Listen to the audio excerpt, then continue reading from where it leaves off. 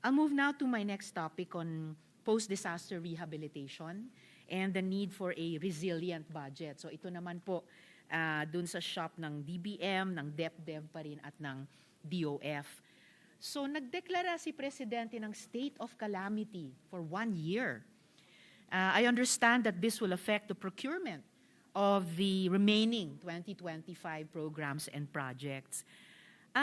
Ibig po bang sabihin nito na pati yung 2026 GAA, once inaprubahan po natin, mako-cover din sa ilalim ng proclamation and emergency procurement? Kasi kung ganon, anong mga safeguards ang in place para siguruhin na hindi aabusuhin ang emergency procurements, Mr. Chairman?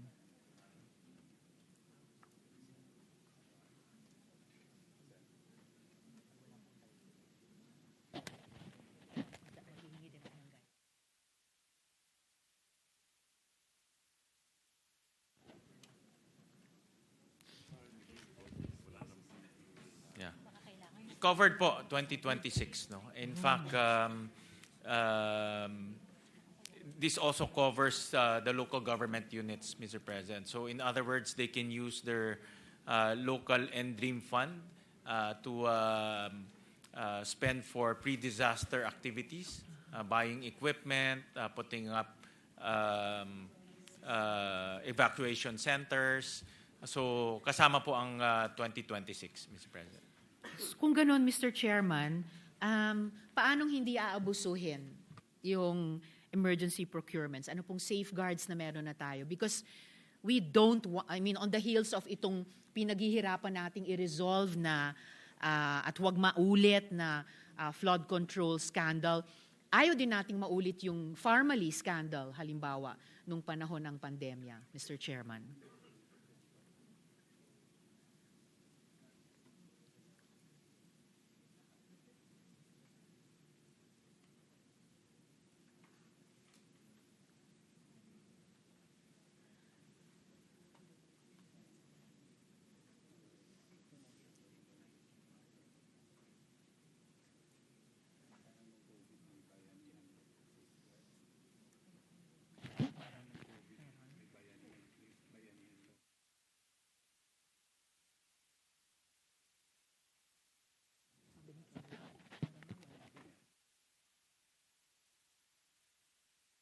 May precedent po tayong pwedeng pag-aralan, Mr. Chairman, dahil nung panahon ng pandemya at nagpasa ang Kongreso ng dalawang bayanihan laws, yung mga yon may mga safeguards, Mr. Chairman. Mr. President, I was just conferring, I was trying to remember when I was a mayor, may menu ho siya for pre-disaster, no? So you cannot just buy outside of the pre-disaster activities, Mr. President. So it's really meant to prepare the local government units, the national government, to respond to the disaster or impending disaster so that they can prepare for it, Mr. President. So may menu siya, that's the first safeguard. Second is the Commission on Audit also will make sure that the prices as well as the items that will be bought are in line with that menu, Mr. President. So dalawang safeguards to make sure that hindi naman ho siya maabuso. In ordinary times, Mr. Chairman, sapat na kahit itong dalawang safeguards lang. Menu, tapos syempre yung pag-audit ng COA. Pero maalala po natin, nung panahon nga nung pandemya, may dalawa tayong ipinasang bayanihan laws, may mga safeguards din po yon, and yet nangyari yung Pharmaly, na hanggang ngayon ay hindi pa nga na-resolve lahat ng mga tanong tungkol sa graft and corruption or even plunder doon. So baka pwede pong mas kumuha pa ng mga leksyon sa karanasang iyon or kahit mga iniipon na nating mga leksyon tungkol sa flood control projects para yun na nga po, siguruhin na susundin yung menu, siguruhin na ganap na magagawa ng COA yung mandato niya at talagang masaspot niya kung magkaroon ng mga adverse findings at kailangan ng mga rekomendasyon para hindi abusuhin ang isang sitwasyon na nailikha dahil sa mga abuso na hindi magkaroon ng double whammy sa ating mga mamamayan at taxpayers, Mr. Chairman. Thank you, Senator Risa, for that very important reminder, Mr. President, and also a very important point that you made so that the government, local governments, national government will not abuse this mechanism of allowing them to buy without any bidding for pre-disaster purposes. Or any So, LGUs for that matter, for Mr. Chair. na for binanggit LGUs niyo. for that matter. So I was advised by the Secretary of DBM that we will also come up with a GPPB resolution to make it more targeted, Mr. President. So gagawin pa nilang granular yung pwedeng bilhin ng mga LGUs. At they will also come up with a sort of like a indicative price for those items, Mr. President. So hindi siya pwedeng, let's say, bibila sila ng let's say lang cement bag, no, or yung pang cover ng mga baha.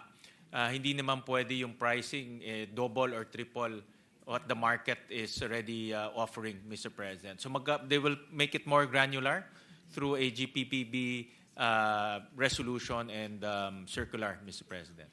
Salamat, Mr. Chair. That's even better kung magwi-weigh in din Yeah, ang so meron ng pre, GPPB hindi lang dito. post, Opo. kundi may pre-guidance na rin, Mr. Right. President. And in this way, Mr. Chair, nararamdaman ko na we're learning lessons from different experiences at applying lessons in one particular experience dun sa mga iba pa moving forward. So that's For that reminder, Mr. Mr. Chair. President, napakaganda po at timely yung reminder na yan kasi ayaw na ho natin maulit yung sa family, which you were very active in that investigation.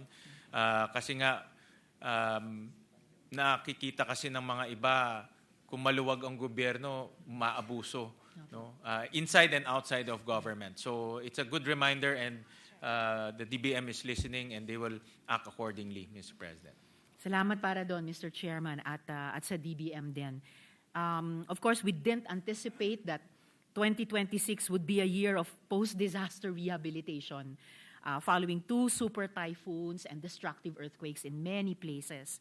We're already familiar with the possible delays and the lack of budgets that accompany the need to, sabi nga nila, build back better after major calamities. For instance, Mr. Chair, kakailanganin po ba nating i-augment yung NDRRMC budget para sa 2025 at baka i-triple o kahit i-quadruple yung NDRIMC budgets para sa 2026? Tinatanong ko po ito dahil ang DepDev is in charge of post-disaster rehabilitation planning. Tama po ba? So it must have some data coming in already as well as some rules of thumb based on past disasters of similar magnitudes, Mr. Chairman.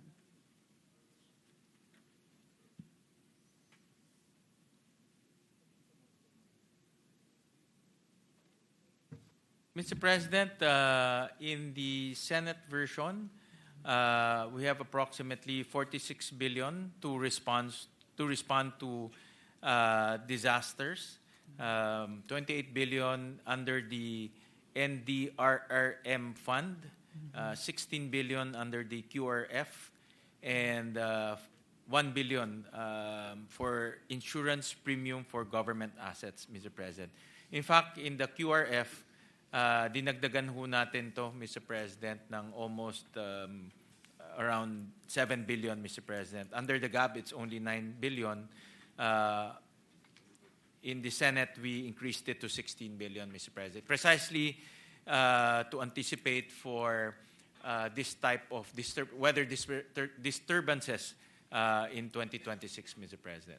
At ito po bang 46 billion, Mr. Chairman, ay multiplication nung NDRIMC budget for 2026?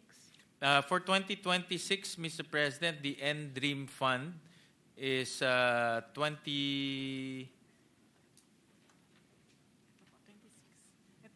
for 2025, it's 21 billion. Mm-hmm. For 2026, it's 28 billion, Mr. President. So tumaas siya, Mr. President.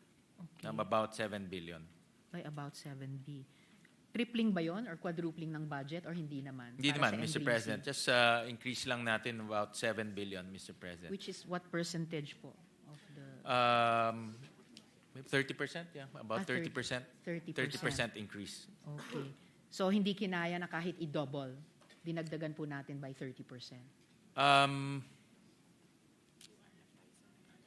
Meron ho kasing QRF rin, yung Quick Response Fund, which is sa 2025, it's 7 billion. In the 2026 Senate version, it's about 16 billion. So almost triple rin, Mr. President. Oh, double, almost double. More than double. More than actually. double, more than double. Okay, Mr. Chair. So at least kung hindi man sa NDREAM-C, dun sa QRF. Yes, pwede, Mr. President. I see. And then in mga agencies, may sarili pang mga QRF, Mr. President. I see. So, Ito na pala lahat. Sorry.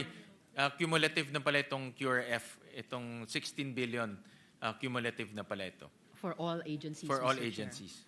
All right, I understand po.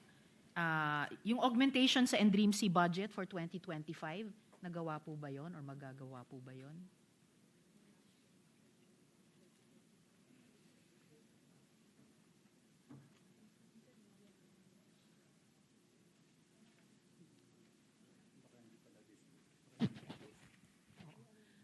Tinatanong ko lang po, Mr. Chair, dahil baka naman hindi pa ubos.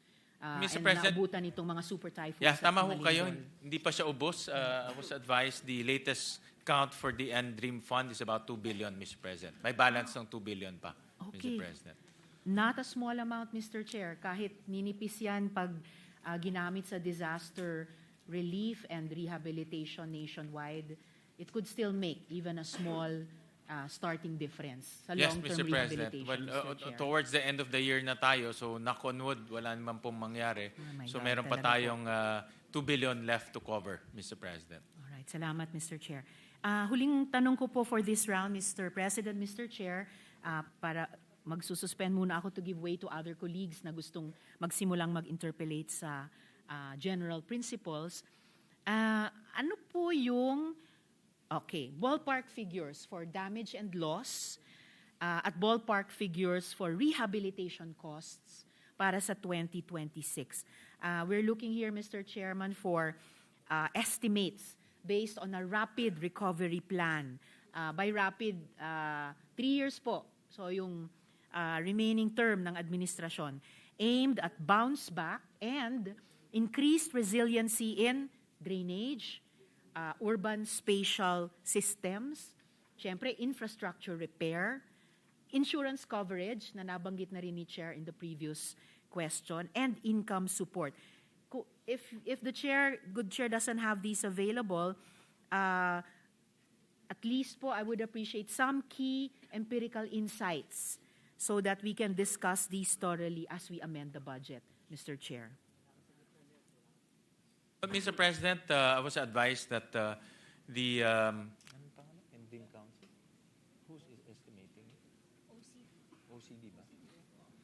The OCD is still in the process of collating all the information, Mr. President, and they want to make sure that they have the accurate numbers, Mr. President. So in a matter of a few weeks, we will get that final number, and we can submit it to Her Honor so that she will be guided. So, but as we speak, Mr. President, the DBM has already allocated some amounts for response as well as reconstruction, Mr. President. But the final number will come in the next few weeks, Mr. President. Salamat, Mr. Chair. And meaning, papasok sa atin bago tayo mag-finalize ng Yes, Senate Mr. version. President. Malalaman na natin ng yung DAA. final number. And ibabangga natin yan to the existing Yes. proposal for 2026, Mr. President. Salamat, Mr. Chair. And would the Chair know kung nag-formulate na rin ang OCD ng some kind of a rapid recovery plan over the next 3 years or so?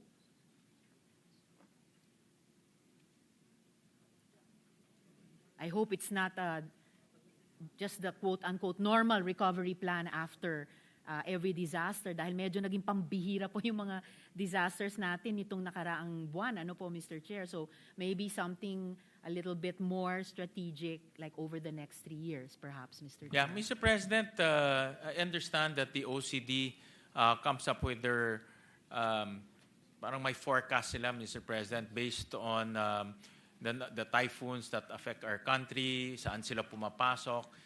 Even each agencies will have their own estimates on potential damages, for example, in agriculture, Senator Kiko will know more about this. In agriculture, even DepEd, they also have their own forecast kung ilang mga classrooms tinatamaan. Also for DPWH, ilang mga facilities normally nasisira. So they have forecast, but of course, it's very difficult to predict, especially from natural calamities because lalo na ngayon, lumalakas lalo yung calamities at nasa south na siya ngayon instead of normally in the north. No? So, but then again, they have forecast and they use some form of modeling, Mr. President, to come up with that cost. And I presume, Mr. Chair, na itong mga forecast ng mga departments ay kinoconsolidate ng OCD.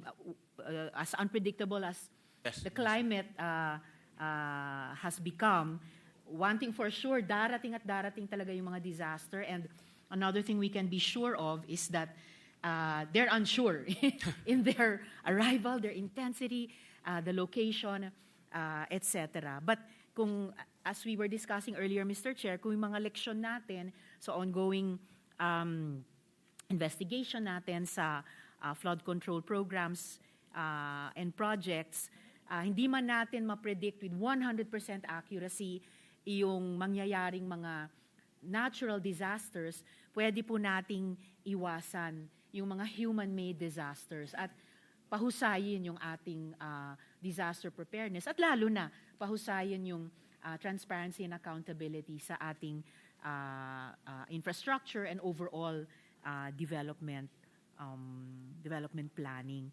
Mr. President, yes, Mr. just to interject, there's a running balance that I was just provided, Mr. President. Running balance po to, Mr. President. So for infrastructure damage, is about 495 million. For agricultural losses, it's 323 million. So a total of about 818 million. And I'm This sure is for Typhoon Uwan, Mr. President. So isang typhoon pa lang to, Mr. Opo. President. So they're consolidating, it's a running balance and they're consolidating all of the damages caused by different typhoons and earthquakes, Mr. President. Salamat, Mr. Chair. At I'm sure pag na-consolidate po lahat ng figures para sa damage and losses at yung figures para sa rehabilitation, hopefully may kasama pong key empirical insights ng OCD or even ng DBCC. What do these numbers mean in terms of our moving forward investment in disaster resilience, preparation, and response na every year pwede nating i-break down into anong klaseng budgetary support ang ipopropose natin